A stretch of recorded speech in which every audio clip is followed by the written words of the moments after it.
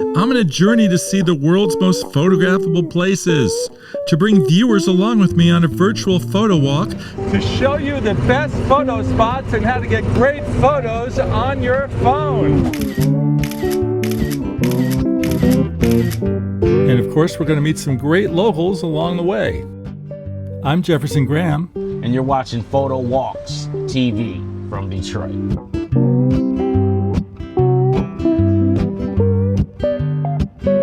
Greetings from Detroit, Michigan, one of the oldest and most historic cities in the nation, the town that gave birth to the auto and some of the music of our lifetime.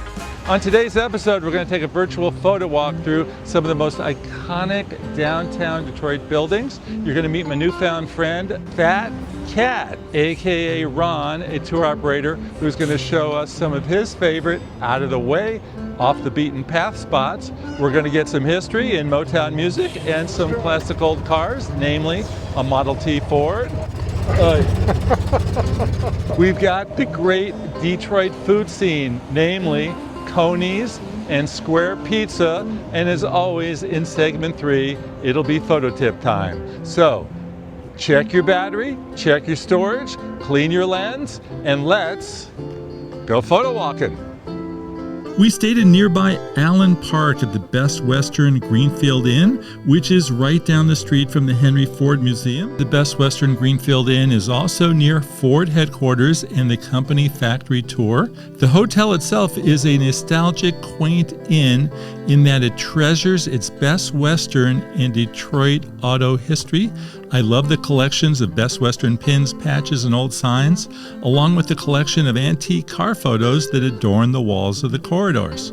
The hotel features a restaurant serving food and spirits for breakfast, dinner, and takeout. That Henry Ford Museum that is so close by, that's where we're going to be driving around in a classic Model T in our second segment. But first, let's begin with downtown Detroit, which locals told me has radically changed in the last decade. What did the trick?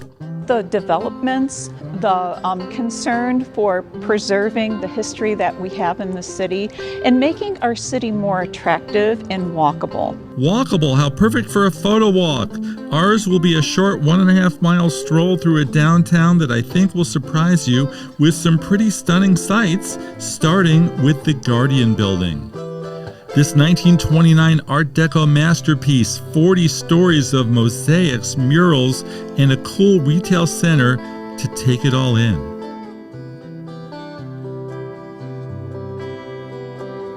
Now, Lori, who works in the building, pointed out the 2 best photo spots at the Guardian. 1, stand at the staircase and look back at the mural. 2, turn around, same position, but now focus on the Tiffany clock, one of only 4 in the world, and put on your telephoto lens on your phone, whether that be 2x, 3x, or 5x. Get as close as you can with the tile in the background. Next, leave the Guardian Building and walk 1 block to the beloved Spirit of Detroit statue, a fixture downtown since 1958. It is one of the symbols of the city, and it's often dressed up in jerseys during sports season. Continue on your walk down to the waterfront, where you will pass the Renaissance Center, a collection of 7 interconnected skyscrapers. One of them for years has been the General Motors headquarters. Then you've got the beautiful 3.5 mile river walk, where you can look directly across the water at our Canadian neighbor to the north, Windsor, Ontario. It's a little far to walk from downtown, but how do you come to Detroit and not go to the Motown Museum? Got to check it out, right? Which we're going to do right now. The Motown Museum has a complete history of the iconic record label, which started in 1959 in this little house. And the highlight, of course, is checking out the recording studio where Diana Ross, Smokey Robinson, Michael Jackson, and so many others made such memorable music. Go 1.6 miles and you will end up at one of the premier art museums in the United States. It's the Detroit Institute of Arts. It's a stunning building on the inside and outside, and includes masterpieces by Van Gogh, Monet, and many African American masters. Meanwhile, After all these years later, is Detroit still Motor City? To me, it's always going to be the Motor City. Why will it always be Motor City? Because the Fords are here. I mean, this is where the cars came from. You got to remember where the roots are. Motor City? Well, the Detroit area still dominates with annual production of about 1.5 million vehicles yearly, or about 20% of all output, compared to about 800,000 each for runner-ups Indiana and Kentucky. It was the riches produced by sales of vehicles that financed these amazing downtown Art Deco buildings. And as I'm sure you've heard, the story of Detroit is a complicated one, a city that has clearly seen its ups and downs. You know, we've seen the bankruptcy of Detroit. We saw the automotive business crash. We've seen it all. So we've gone from great, awesome, crazy to terrible, in the dumps, like what are we gonna do, to revitalization again. You know, I think we like to think that we've moved past the turnaround story or the comeback story. Not that there's anything wrong with that. You know, Detroit fell in some hard times in the, you know, prior to the 2010s. And, you know, it took a collaboration among a lot of people to really turn the page. But yeah, we're fully back now. Someone send me this photo so I put it on. Next, I met up with the man known as Phat Kat the Rapper by night, Ron Watts the tour guide by day. I just love showing people the real side of Detroit, you know what I mean? Because most people might look at it like what they see on TV, might think is this bad, terrible place, and it's really not that, man. Detroit is a beautiful city, nice people. Detroit 101 is the history, the buildings, the music, Motown, great food, great people. And it's a lot of history and a lot of firsts here too. So you'll be surprised by a lot of first things that was started here in the city. Like what? Like we have the first stoplight. Really? Yeah. The first paved road. The oldest aquarium in the country. A lot of stuff here. It's just so funny because you get a lot of people coming to Detroit, like first time visit to Detroit, and it's like crazy. Because a lot of people like never been to Detroit. And yep, now we're on Heidelberg. The Heidelberg Project. Yep. Yep, there's the sign there. Yep, and it's all created by this artist named Tyree Guyton. And he grew up in the polka dot house over there. Really? So he just paints the houses? Yeah, he did all of this.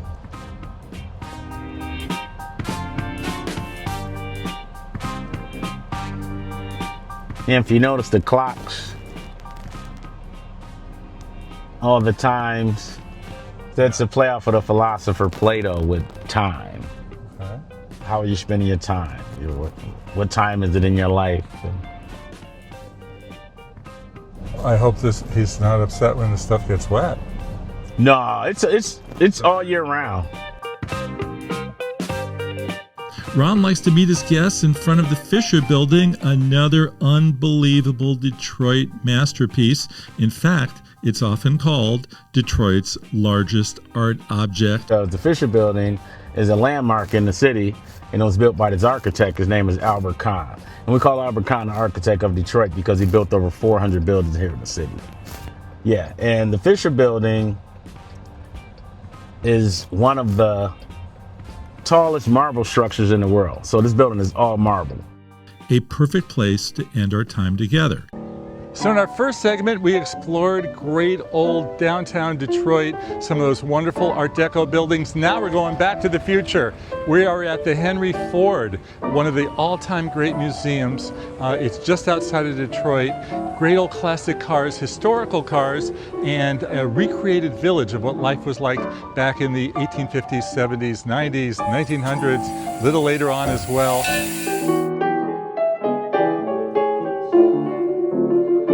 They've got the birth of the airplane, the birth of the light bulb, and of course, those Model Ts that are running up and down the street. And we're gonna take a ride in a Model T, and after that, we're gonna explore the Detroit food scene, namely Coney's and Detroit-style pizza. How cool is that?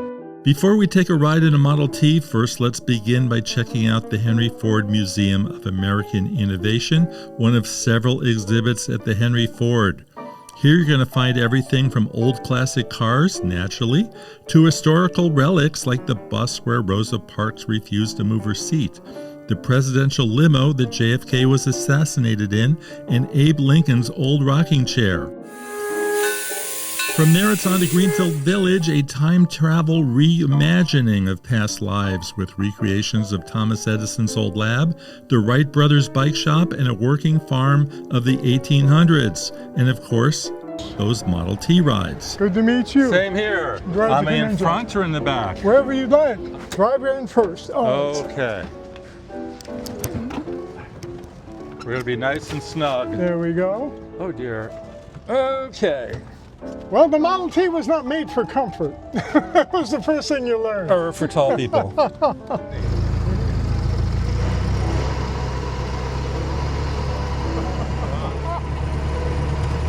Those horses weigh about 2,000 pounds apiece. The car goes about 1,200. So we give the horses lots of room.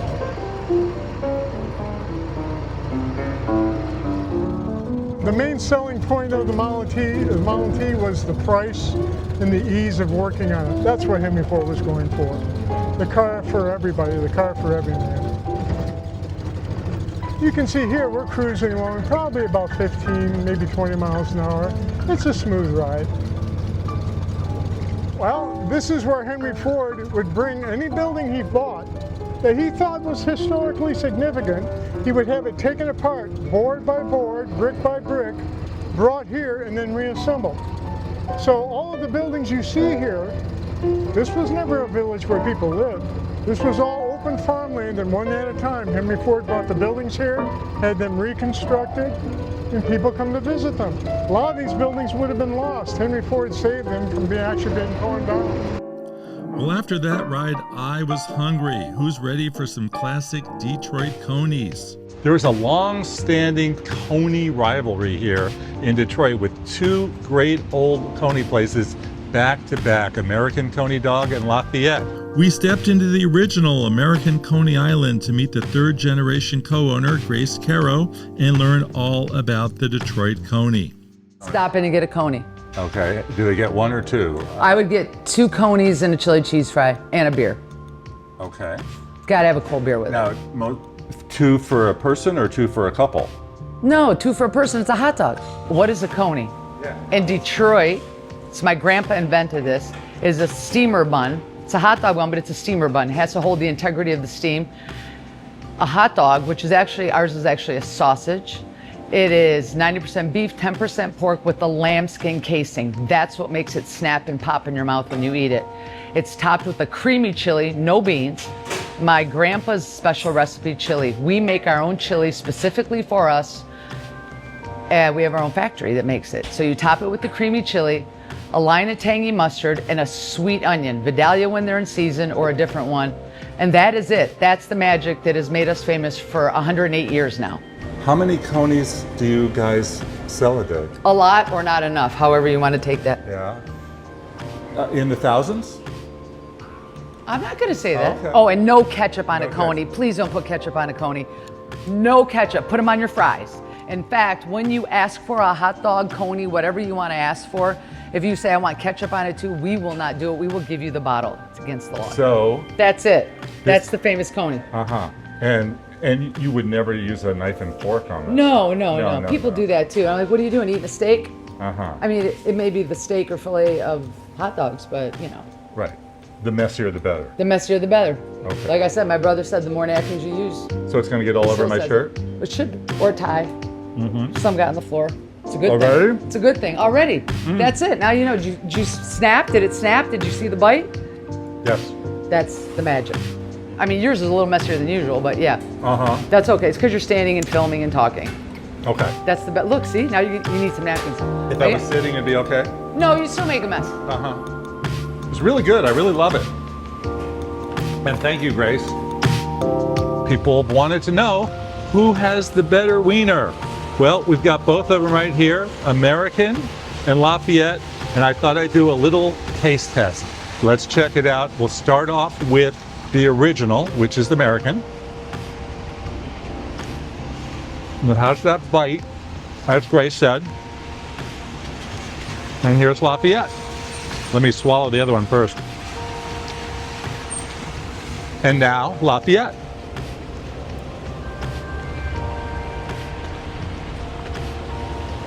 Similar, but no contest. This one, American, has the bite. Lafayette does not. Both are fine, but I'd go with the original. Now it's pizza time. It's the pans that is made in. The pans are actually from automobile factories. Okay. So it's the pan, and the way the crust is on it rises up on the side of the pan, and you'll know the difference after you taste some Detroit style pizza. So the whole idea of square pizza with Wisconsin's cheese with toppings right on top of the dough and then covered with sauce, that was invented right here in Buddy's in Detroit back in the 1940s. It's been a staple ever since. Every town has their own unique twist on pizza. This is the Buddy's twist. Incredibly popular. I mean, one, we use brick cheese, not the mozzarella cheese. You get that nice, light, airy crust that is just a nice, buttery flavor bite into it. You've got that great frico on the cheese. And you get a square pieces versus round, so you can get equal pieces for everybody. You know, pepperoni, any of your ingredients are all over the pizza. And we also put the sauce on top, which is different than your rounds where the sauce goes on the bottom. So Let's find out how it tastes. Wow. I'm enjoying it. Person right behind me just said he came all the way from Kansas City just to have this pizza. Hey, I came all the way from California. I'm a little further, and I'm in pizza heaven. I love pizza.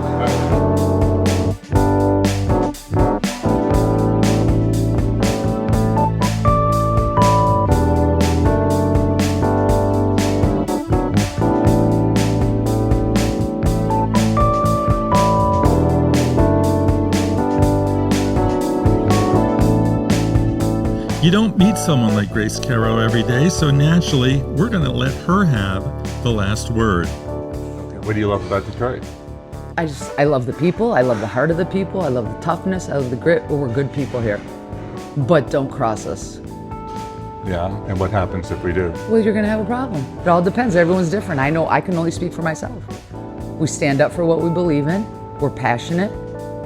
Maybe a little too loud, but, or at least I am. I'm giving you my characteristics. And don't come for me or my family if you're in the wrong. And if I'm in the wrong, I'll be the first one to admit it. When we come back, it's photo tip time. Have you tried the cleanup feature on recent iPhones that let you erase something right out of the picture, or the erase tools in Google Photos for Android? Well, here I am, the Detroit mural, a BMW, I mean, come on, a BMW in front of this mural? It should be Fords and Chevys. And I'm gonna just use my finger and take it right out. Let me show you how to do it.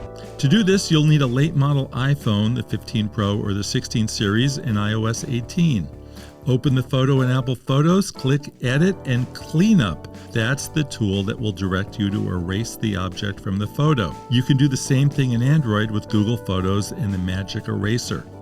Speaking of Detroit, the dynamic skyline is a stunner, and the best place to photograph her is directly across the water in Windsor, Ontario. That is, if you have your papers. So if you left your passport at home and you don't feel like going under that quick little tunnel ride to Windsor, Ontario, across the water to get a shot of the Detroit skyline, you could always come to Belle Isle, often called the Jewel of Detroit. A little island, not so little, it's over 1,000 acres, with lots of things here. You got an aquarium, you got hiking trails, biking, all sorts of good things. But photography-wise, this is a great vantage point to get a great shot of the skyline right over there. The island is directly in between the US and Canada and looks out directly to the Detroit skyline. I came here every night I was in Detroit for photography and time-lapse videos to see the day turn to night. For still photos, I used my best telephoto on my phone, the 5X, to get closer to the buildings. Tip for here in that great Guardian building where we photographed the Tiffany clock: whatever you do, Don't pinch and zoom to get closer because you'll end up with a horrible shot. Digital zoom is just a bad crop of a photo and gives you a pixelated image. When you zoom, only use the numbers you see on your phone screen, which are optical zoom and the best quality. Another friendly reminder, excuse me if you've heard me say this before, but your phone is water resistant. You can easily take photos in the rain without having to worry, like this one of the Spirit of Detroit statue. Many of my shots for this episode were done in the rain, and yes, my phone is still ticking. Want to see the Detroit skyline without having to go over a bridge? Well, parking lot roofs make for great aerial views. I pulled into Detroit's Z parking lot downtown and snapped these shots of Detroit from the 10th story roof. Finally, try to think outside the box when you visit. I wanted a shot of the skyline with the train tracks and bridge in the shot, and frankly, I got damn lucky. I pulled into Riverside Park early in the morning and positioned myself for a shot. What should be going over the bridge but a truck delivering new cars? Now that's Motor City, right? I also used free software tools in the phone to convert the image from color to black and white, just because I thought it would give a more classic look, as befits classic, iconic Detroit.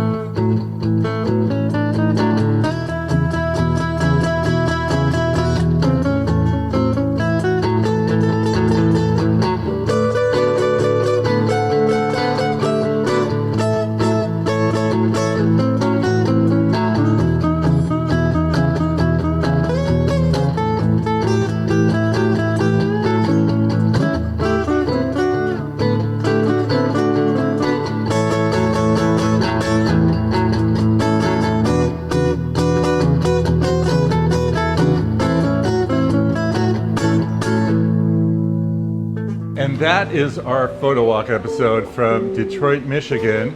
Thank you, Grace. Thanks for coming in. Nice meeting you. I'll never forget these conies for the rest of my life. You won't. You'll never have one. It's a life-changing experience.